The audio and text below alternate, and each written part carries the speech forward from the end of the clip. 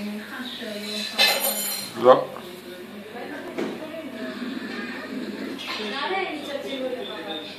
ורק לפנות בוקר נפקו את הששים של צה"ל את המבצע ואת העקבות והתושבים הורשו לצאת מהבתים.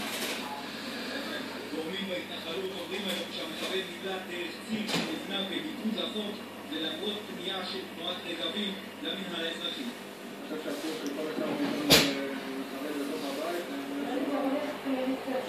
זה לא שם, נצטרך לתת כל המשפחה. זה האנשים שעובדים מהבית.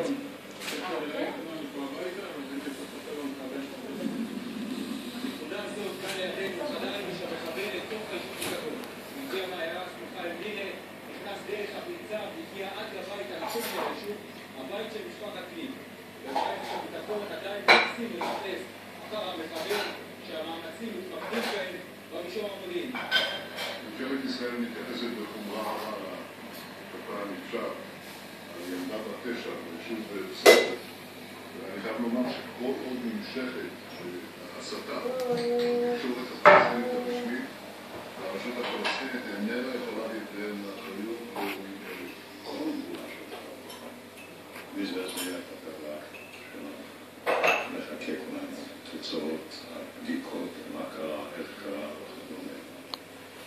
עד אז במערכת הביטחון בודקים עדיין באיזה כלי בוצע ירי, האם הסכין שנמצאה סמוך ליישוב קשורה לפיגוע, והאם מדובר במפגע בודד או בתשתית טרור. אנחנו עובדים תחת לחץ של חדירות גם לצרכים פליליים, חלק מההתמודדות שלנו. 3 פיגועים ביצעו פלסטינים בשטחי יהודה ושומרון רק בשבועיים האחרונים. במערכת הביטחון מקווים שלא מדובר בתחילתו של גל טרור. כלכלה עכשיו, אנחנו נמלאו 100 ימים לפרשתו של נגיד בנק ישראל